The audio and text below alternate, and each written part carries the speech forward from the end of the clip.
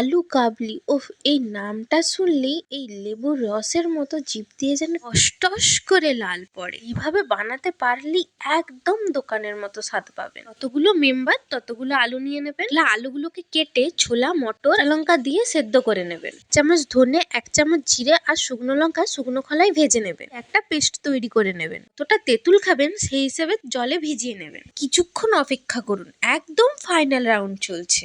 আলুগুলোকে কেটে নিতে হবে। ওই কাটা আলুর মধ্যে সেদ্ধ করে রাখা ছোলা মটর, কিছুটা কাঁচা ছোলা মটর, আপনাদের মন পছন্দ খুশি পেঁয়াজ দিতে পারেন, পরিমাণ মতো নুন, তৈরি করে রাখা মশলাটা দিয়ে দিন। দিয়ে রাখা তেঁতুলটা ভালো মতো চটকে তার থেকে পাল্পটা বের করে নিয়ে এভাবে জলটা দিয়ে আপনারা এখানে চাইলে গন্ধরাজ লেবুও কিন্তু দিতে পারেন। আমার কাছে ছিল না তাই দিতে পারিনি। এবার একদম সব একসঙ্গে ভালো করে ছাকানাকা করে মিক্স করে নেবে। আর কি, এবারে লালটা মুছেই বাটিটা নিয়ে বসে পড়ুন।